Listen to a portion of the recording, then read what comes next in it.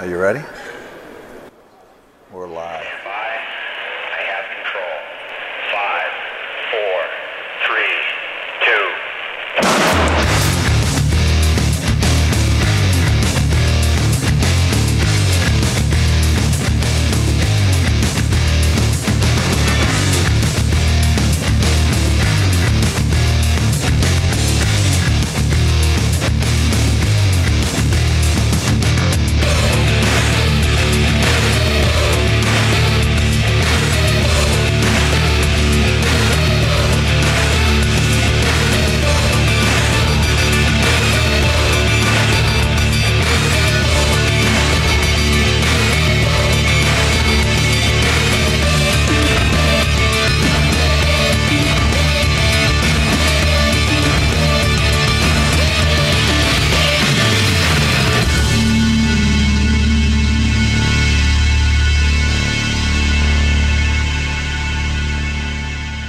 All right.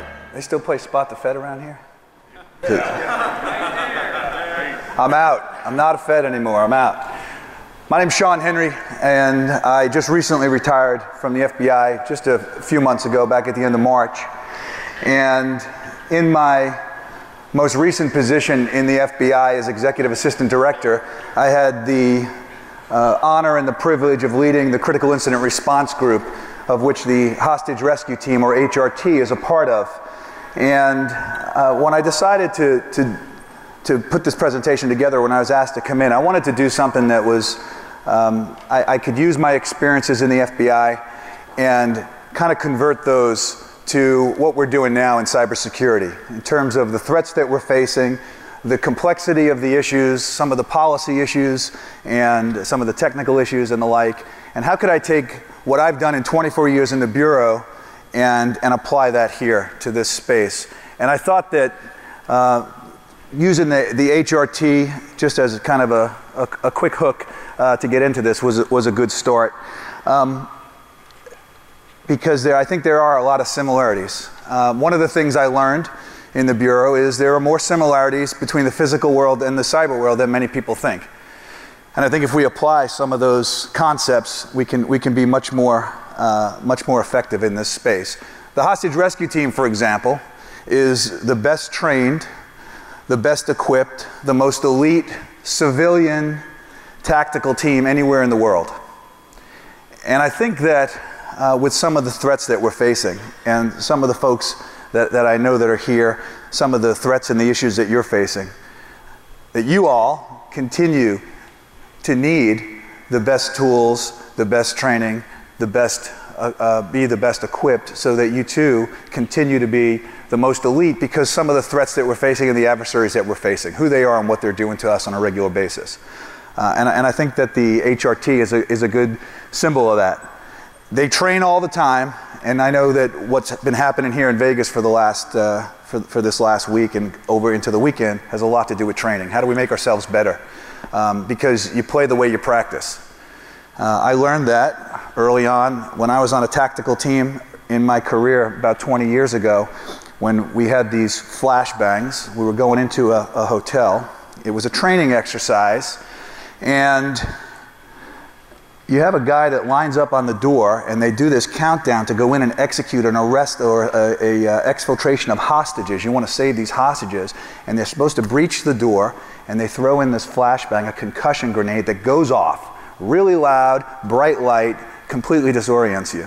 And I had just gotten onto this team, and I was the first guy up on the door waiting for that countdown in my ear, and I went in on one and did not heed the advice of waiting for the flashbang to go in first before you breach the door.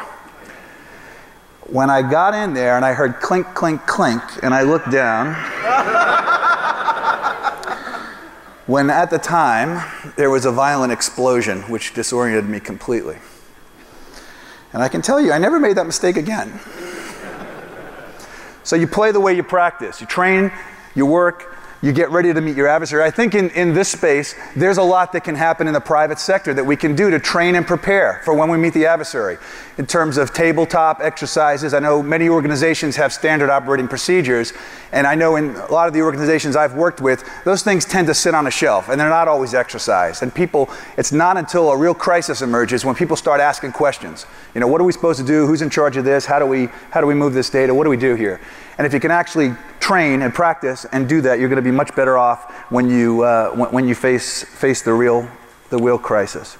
So in the FBI, we've been battling spies, terrorists, criminals for over 100 years. And let me first off say, I do not profess to say at all that the FBI has all the answers. The FBI has made lots of mistakes over the 100 years, and they'll continue to make mistakes into the future. And I fully accept that and recognize that. I've made mistakes in my life, as most of us have. But again, I think that there are some capabilities we can talk about that will provide a opportunity to learn. After September 11th, the FBI made some pretty big changes to adapt to the physical world of terrorists. We had to change from being very reactive to being more proactive. And a lot of those techniques that were utilized to fight terrorist organizations, I took and applied to my program, which was computer intrusions, primarily from foreign state-sponsored organizations.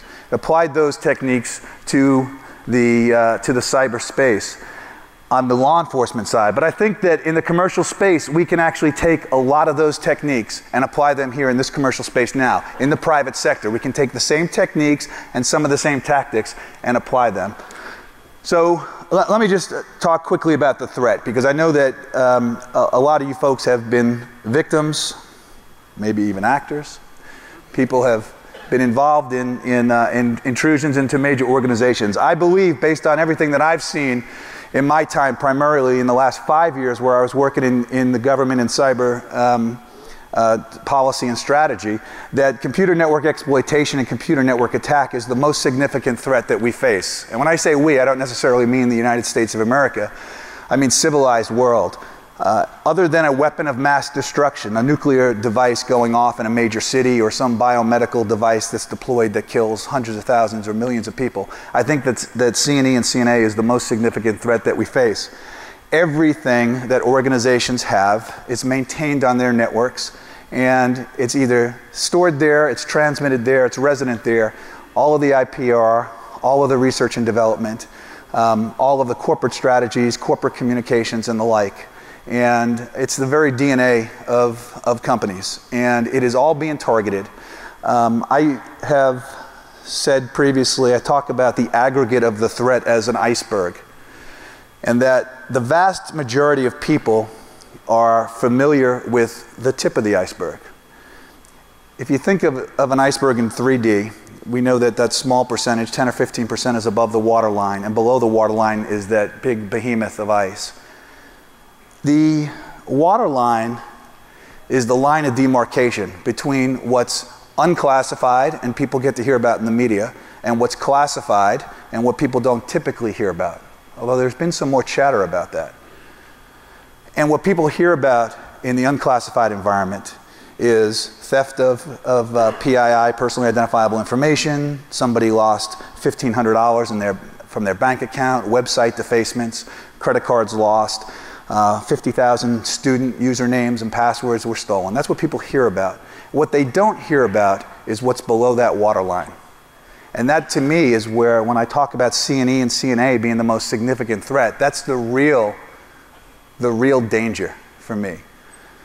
Because I've seen below that waterline for a long time in the classified environment, intelligence that's been collected, working with international partners, working with members in the private sector who don't want to talk publicly but will talk confidentially about what they've seen and what they've suffered.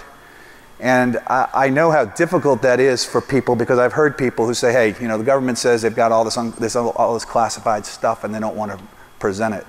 I recognize what a challenge that is, and I think that we need to do more to reveal that and let people really understand the full scope and see the totality of that iceberg. Because I think if people really understood what that risk is, I think that they would be much more receptive to security. They'd be much more understanding of the needs of the security people that are responsible for making sure those networks are safe, and they're not. I still talk to CEOs and boards of directors and corporate executives who say, why am I a threat? I don't see that I'm targeted. I don't understand why somebody would want our information.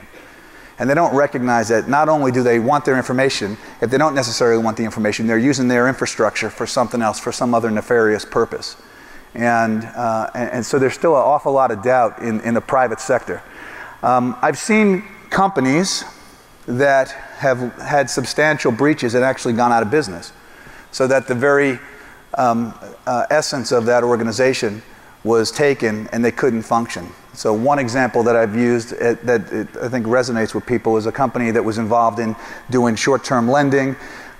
They suffered an attack over the weekend. On Friday they were in business. They lost $5 million literally out of their accounts, and on Monday they were out of business. So small example, but I've seen much greater examples than that in the classified environment. And it is really broad and deep.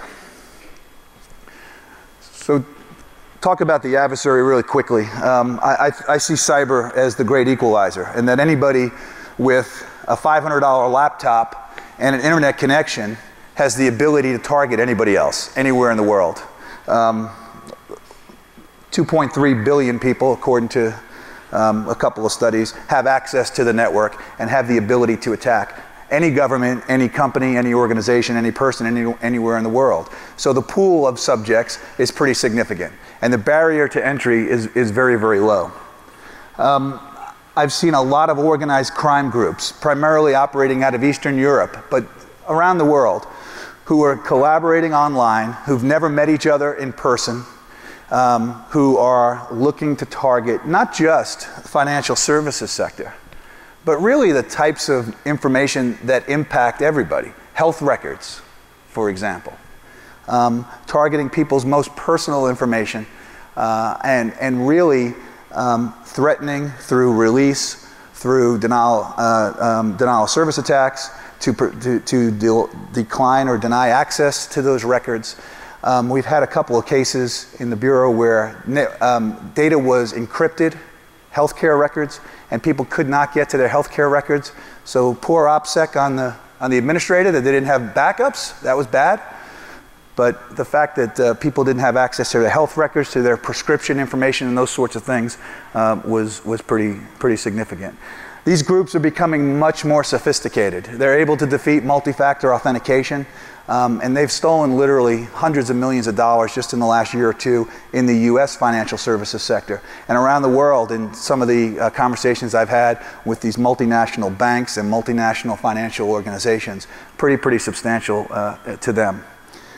I've also seen threats, legitimate threats by terrorist organizations who want to impact the civilized world for whatever reason, through whether it be jihadi influence or sympathizing for that cause.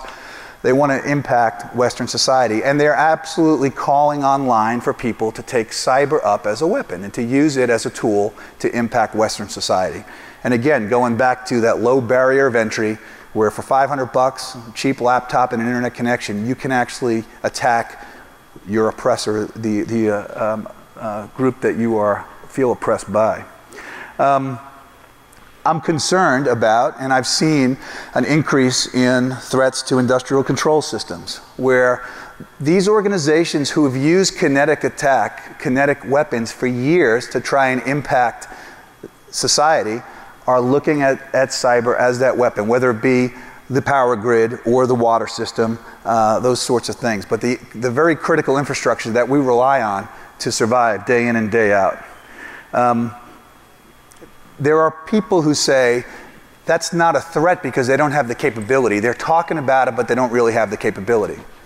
But there are organizations and there are people now who are quietly marketing their capabilities, their skills, and they're looking to give them out to the highest bidder, or to loan them or lease them out to the highest bidder. And the fact that somebody might not have the capability, but they've got the intent today, I don't think makes them less of a threat.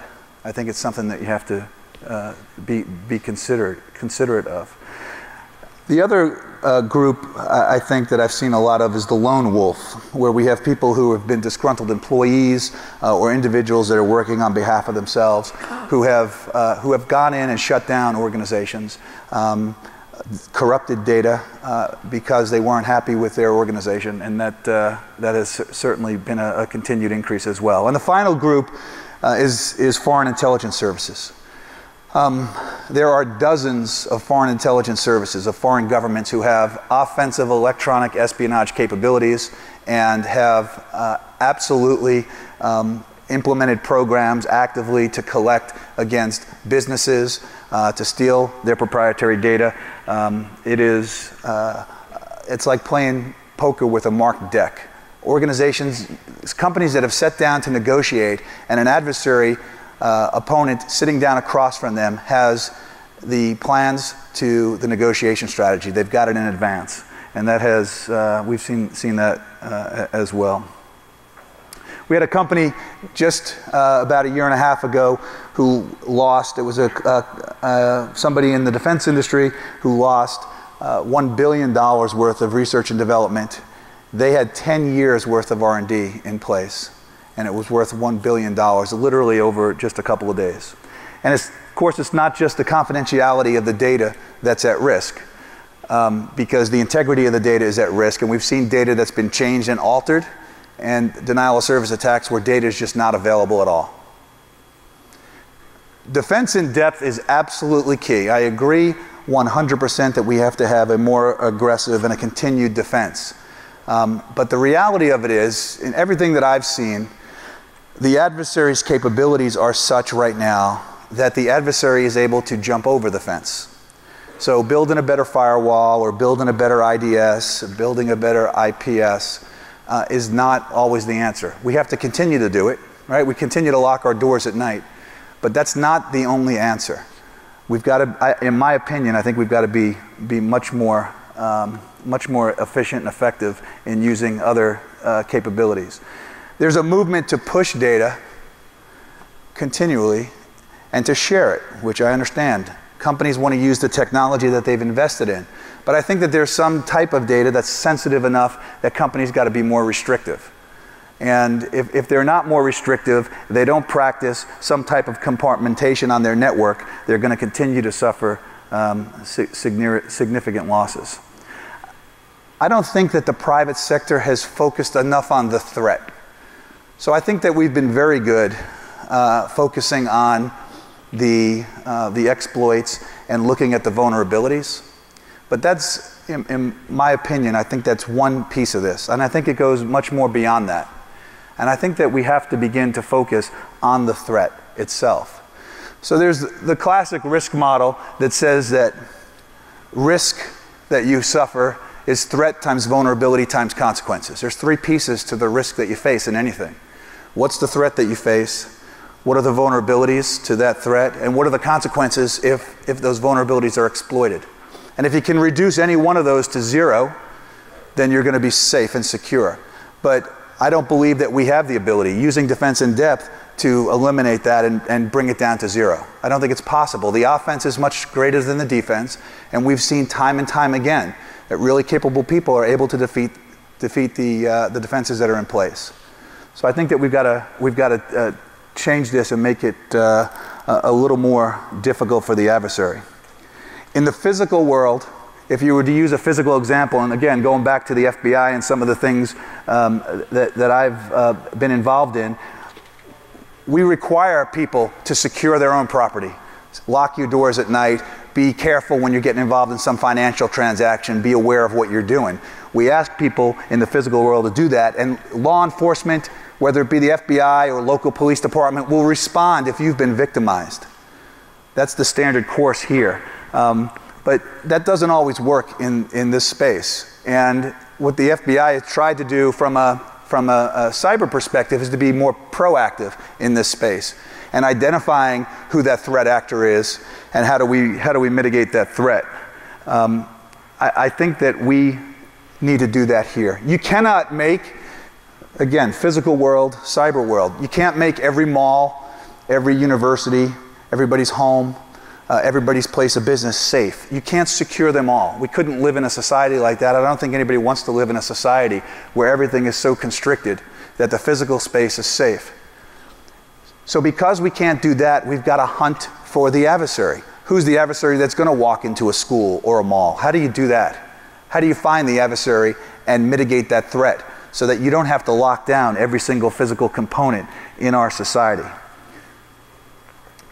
There needs to be a paradigm shift in how we do these things. In the FBI, we moved from a domestic law enforcement agency to a national security agency. And we moved from traditional law enforcement to an intel organization to change the way that we do things. The old performance measures in information security have been, how do we prevent an adversary from getting on the network? And I believe that you can't prevent an adversary from getting on the network in most cases, and that you have to assume the adversary's there. And that the current metric needs to be, how much time is it between when the adversary makes access to my network until we identify and discover them and can mitigate the threat? And can we shorten that delta? How do we do that? We know in the physical world we're not going to prevent every attack. We can share intelligence, we can share information that helps others prevent these attacks. How do we reduce that delta down to zero?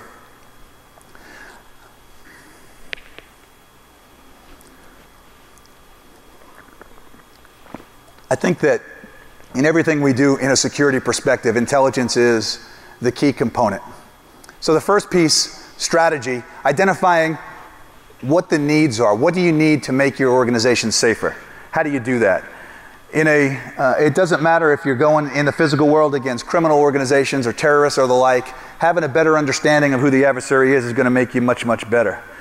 The intelligence model in cyber is visibility into the network. How do you have better visibility into what's happening on your network? How do you get better granularity into what's happening on your network? We had an organization that shared intelligence across multiple organizations so that agencies could leverage the capability of others. Agencies that didn't have access to certain pieces of intelligence were able to share them with others to give them a much greater granularity and visibility into their network. By doing that, it gives you an opportunity to better understand who the adversary is, and which enables a much more strategic response. So when you collect intelligence, you analyze it, you get a better understanding of who's who on that network. You can actually execute against that adversary. You're in a much stronger position as a defender, as a network defender, to take an action against the adversary that makes your network safer. So in the physical world, as an example, let's assume I had information that I found somewhere that there was going to be a person that was going to bomb a warehouse. Terrorists going to bomb a warehouse. And we put that information out to all manufacturing organizations that someone's going to bomb a warehouse. That might raise the awareness, and that might cause some people to be a little more attentive. They might put an extra security guard on duty.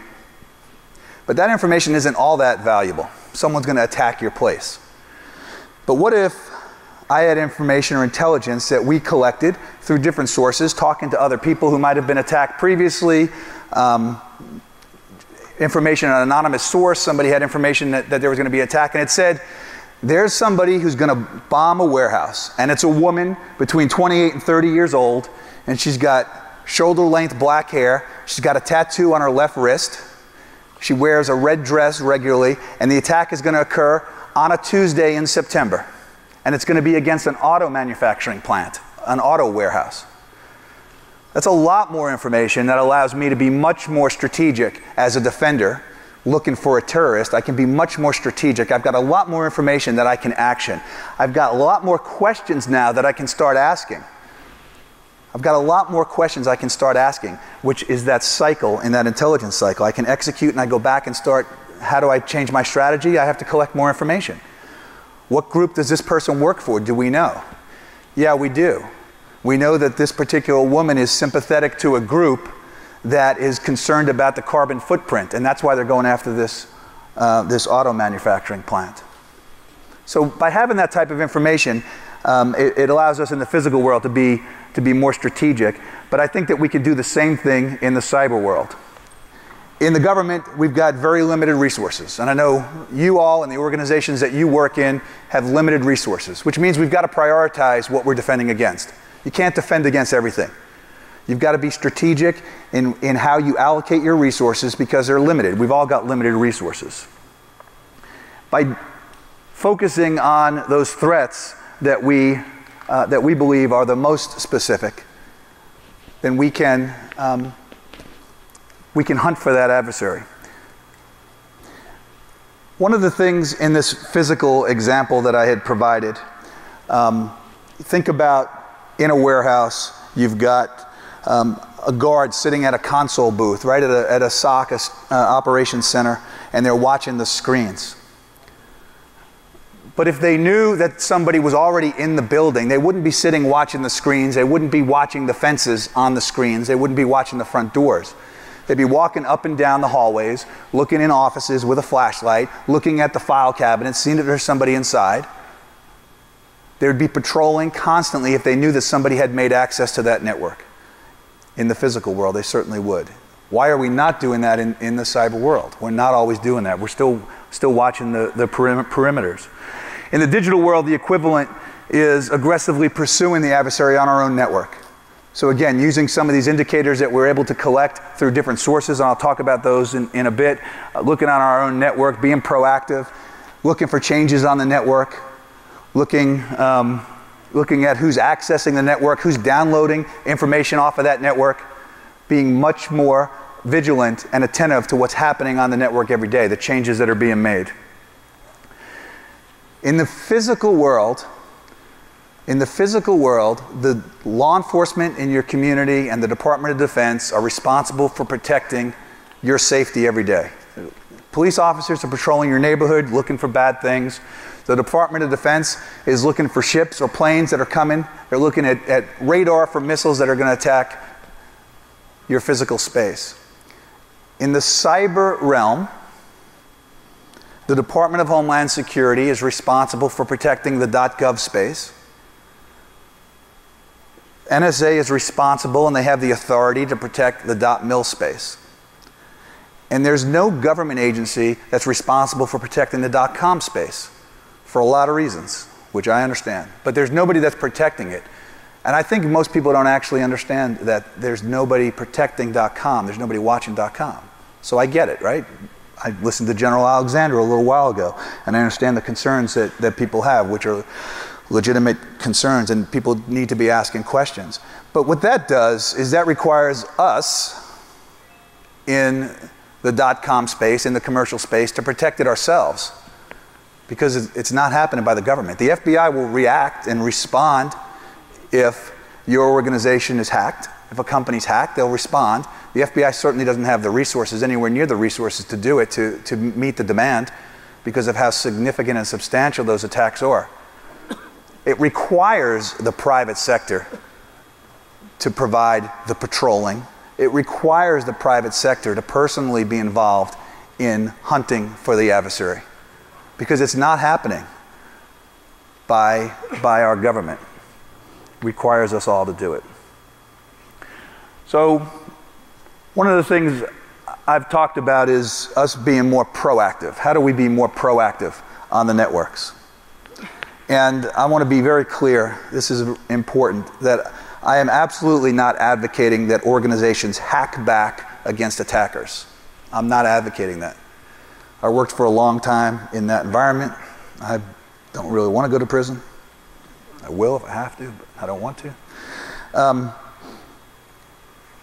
So I'm not advocating that, but I think that there's an awful lot that net defenders can do to protect their network from the firewall in. There's a lot of actions and activities that can be taken to help make that network more secure. So whether it be honeypots or whether it be network segmentation, whether it be corrupt packets or misinformation or denial and deception, there are certain things I think that we can do to make the environment much more hostile for the adversary to operate on. Because quite frankly, if you're administering the network, you've got home field advantage. I mean, you own that network, you know that network, you should know it better than your adversary does. And I think that there are actions that can be taken by people that are defending those networks that make it much more difficult for an adversary to operate. If an adversary spends 4 months and they use 2 0 days to get onto your network, and the packets they pull back, the files they pull back, are the complete opposite of the files that they're looking for, that's frustrating. That costs time, that costs money. And it does certainly make it much more difficult for them to operate. We're changing that dynamic a little bit. When I think about HRT, and you saw these were just training exercises that you saw there, but their job is to protect people and to save lives. People who've been taken by violent action oftentimes, but people who've been put in harm's way. And I see our data as hostage in a lot of cases, where our data has been held hostage. HRT uses speed, surprise, and action to disorient the adversary and to keep them off their game. And I think that we can do the same thing. The lives of corporations, I believe, are at risk. I believe that the lives of corporations and organizations are at risk because of the value of that data to everybody who relies on it. HRT protects what's good and eliminates what's bad. And I think that that we can do some of that here on our private networks. When I talk about intelligence and intelligence gained from proactive operations, it can help us predict what's going to happen. When you get enough visibility into what an adversary is doing, and if you can share that intelligence with others in your infrastructure or others that are in your trusted circle, because they've got a completely different visibility, a completely different optic onto what's occurring on their networks. But when you start to look at all this data in the aggregate, you get a much clearer picture of what's happening. And I think that for a long time we have been working very hard to secure our own network, our own piece of the network, and we're missing opportunities where we can be much, much, much safer. So in the Bureau, one of the things we did was move from reacting to collecting intelligence and trying to make people safer, and disseminating intelligence out to the private sector so that they could make themselves safer. There was a time 5 years ago when the government had, and there still are times when this happens, but when the government had information, but because they didn't want to disrupt an operation that they had, they refused to share it. That has changed where the government has tried to push data out. So from the FBI side, intelligence that was collected on an organized crime group that was stealing money from many banks, we had very, very specific information. It was somewhat sensitive, but it was a particular vulnerability that was being exploited. And we knew that there were a host of banks that were going to be victimized over the next week. We discovered that information in the course of an investigation. And we shared all that information with the private sector so that they could take proactive action and secure those vulnerabilities before they were exploited. And in fact, they did, and there were multiple attempts over the course of about a week period to exploit those vulnerabilities, which had been fixed based solely on intelligence that was shared. So it allows you to become predictive. And by disrupting them, I think you start to change the game. Once you're predictive, proactive helps you generate information, because by being proactive, you're causing the adversary to take actions that they didn't intend to take. They expected to come into this soft shell organization and kind of walk through and maintain access on that network. And because of actions that you're taking, moving them off their game. They're taking actions, they're using new tools they might not have expected to use. You're getting better visibility, better clarity into what their capabilities are and what they're able to do. You're starting to see telltale signs of who they are, which allows you to start to predict and to start to prevent. So by understanding the adversary's TTPs, you can take very specific actions like moving data to certain locations. We talked about serving files up, perhaps, that an adversary was expecting to get, but they get the wrong data. One of the other things that I learned that I think is critical for all of us is the need to operate under the law of the Constitution. Civil liberties, privacy, civil rights, which first of all, I swore an oath to the Constitution 24 years ago. I believe in the Constitution, I believe in people's rights, and I absolutely positively believe in privacy. I believe it's absolutely critical to a civilized society for people to have the right to talk to each other and to talk in private about it, and that information should not be shared. So it's an important consideration, I think, when I'm talking about sharing of intelligence and being proactive, that there absolutely are laws and rules and regulations that must be followed. I listened to General Alexander talk earlier, and he talked about privacy, and he talked about the oversight that his organization has from the executive branch, from the judicial branch, and from the legislative branch. All three of those agencies, or those arms of the government, have authority over him, monitoring him. I believe that it needs to happen, and that we can never let some of these threats and challenges get us off of our basic tenets. I think we've got to adhere to those, because that really is what makes us a civilized society, and I don't think we should move from that. And I'm adamantly, I adamantly concur with that. Let me just talk about a couple of quick cases where I think will kind of highlight some of the proactive operations, proactive techniques that we were able to utilize that were of value.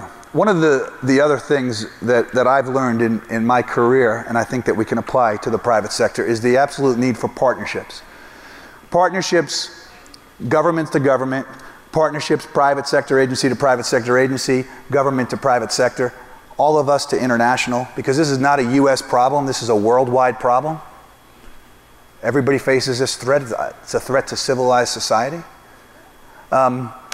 Just a couple of quick examples where proactive operations, I think, have changed things just a little bit. Core Flood was a case where it was a botnet that was stealing PII from, they had about 2 million bots. PII primarily related to financial services transactions.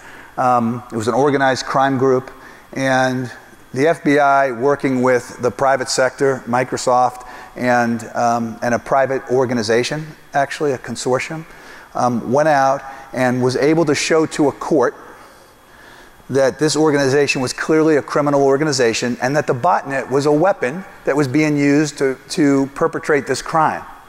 This wasn't a botnet that was being used to share positive information, but it was being used to break into other computers, to spread malware, to steal data.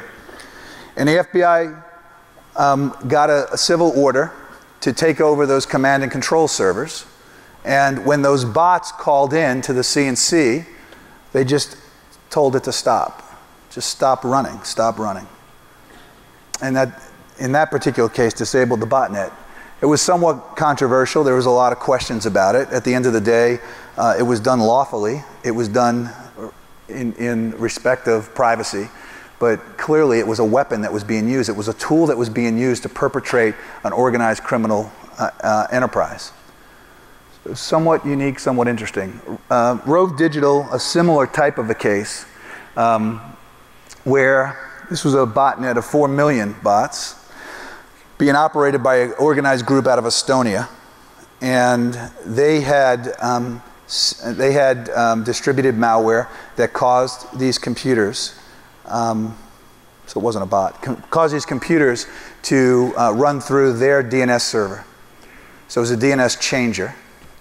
And working with a private sector organization, going to a court through the same type of a procedure where you've got to lay out very clearly, this is not one person in an office saying, hey, let's take over this 4 million node network. This is a really rigorous process. It takes oftentimes months of talking to people about what the liability issues are and what are the legal issues and the privacy issues. It's a huge deliberative process. I think it's important to understand how really overwhelming it is sometimes, and I get it. You need to have control, dual control, but the bar is really high to get the authority to do something like this. They changed out the DNS server, so when those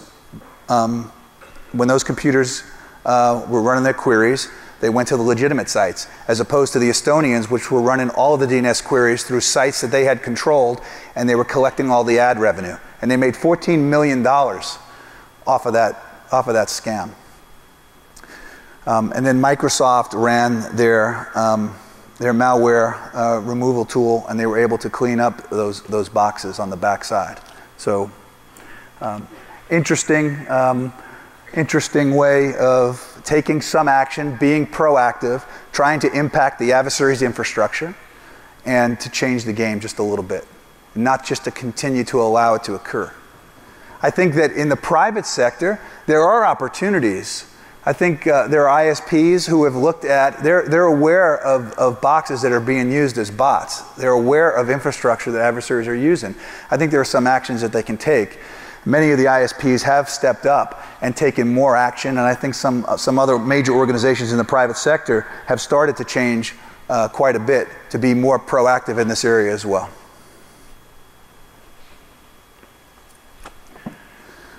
So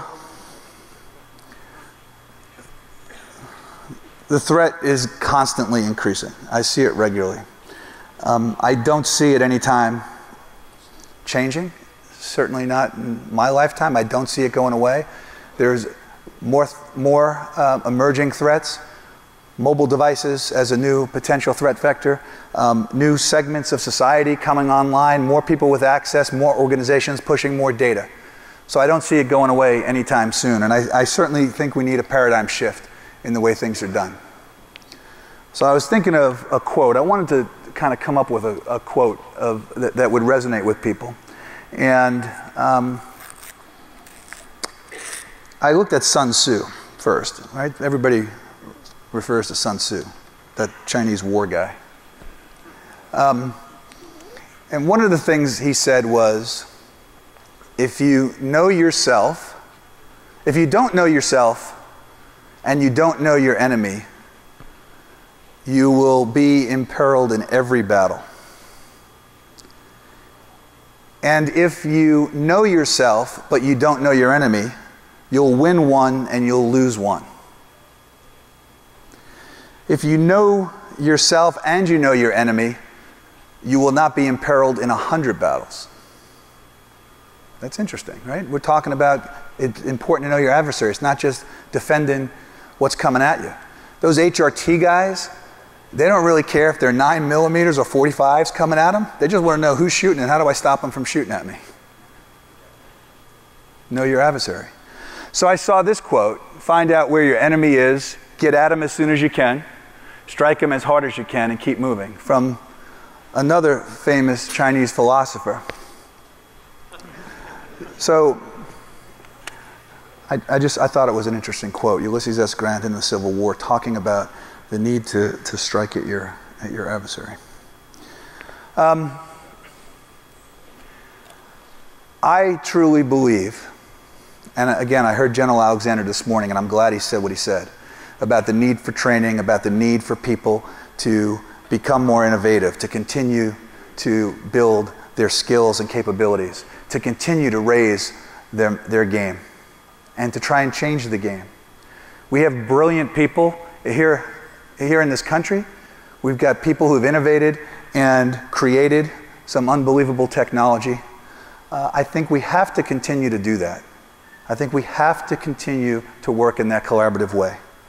I've told guys, men and women that I worked with for a long time about the need for them to stand on the line that separates good and evil in this country and it's not just this country, it's good and evil around the world, it's civility and incivility, that there is a line that separates those people, and that they've got to step on that line. And when I talk about the line, I think about terrorists primarily. It's what I thought about when I was talking to these folks, that there are people who are trying to kill other people, really seriously, harm innocent people. That line is narrow. And when I think about the cyber world, and Jeff Moss asked the question, how do we defend when there's 1 million battlefields, 1 million battlefronts? It's not just agents and military and intelligence people that are standing on that line. It's absolutely every single person here, regardless of whether you're a net defender or a user. And I think that we all have an obligation and a responsibility to stand on that line together, because I truly believe, and some people have said, you know, I'm being dramatic, I really believe that certain attacks and things that I've seen could leave people dead when critical infrastructure is destroyed for weeks or months on end. And I don't think that that's out of the realm of possibility. That requires everybody to step on that line and to do the right thing and have an obligation to your friends and your colleagues and your family and the next generation, if you've got kids or grandchildren, but the people that are coming up behind us. I love what DEF CON's done with teaching young kids. I love what DEF CON does here by being innovative and causing people to think differently and creatively, because I think that's absolutely necessary for all of us to do. And I ask all of you to step up on that line and to take this seriously. Clearly, the fact that you're here, it's something that not only you're interested in, but I think you take seriously. But I think it's a responsibility for all of us. I don't think we can change the adversaries, whomever they may be. Criminal organizations, lone wolves, terrorists, foreign intelligence services. I don't know that we're going to change them. They're coming at us. And they're going to continue to come at us. And if we block them at the door, they're coming through the window. And if we block the window, they're coming through the ceiling. It's happening. They're coming at us. We've got to be creative. We've got to be innovative. And we've got to step up. So I ask all of you to step up and to change the game and to help keep civilized society much safer. Thank you very much.